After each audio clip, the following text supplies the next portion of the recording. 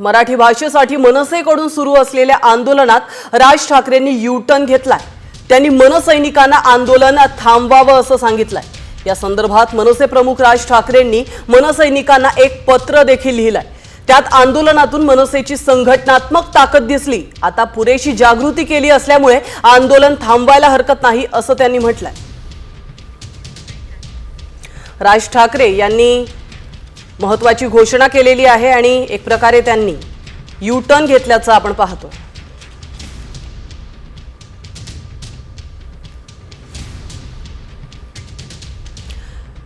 आपण पाहतोय राज ठाकरे यांनी यू-टर्न घेतलेला आहे। बँकेतील मराठी आंदोलन त्यांच्या कार्यकर्त्यांनी थांबवावं असं पत्रातून त्यांनी नमूद केलेलं आहे आणि जेवढी जनजागृती करायची होती तेवढी झालेली आहे आणि एवढं पुरेसं आहे, त्यामुळे तुम्ही आता आंदोलन थांबवा असं आवाहन राज ठाकरे यांनी मनसैनिकांना केलंय। त्यामुळे आता मनसैनिक थांबतील का आणि मराठीचा हा वाद कुठपर्यंत जातो हे पाहणं देखील तितकंच महत्त्वाचं आहे।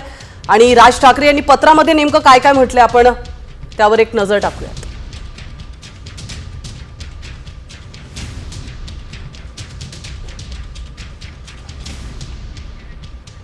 तर आता वळतोय पुढच्या महत्त्वाच्या बातमीकडे।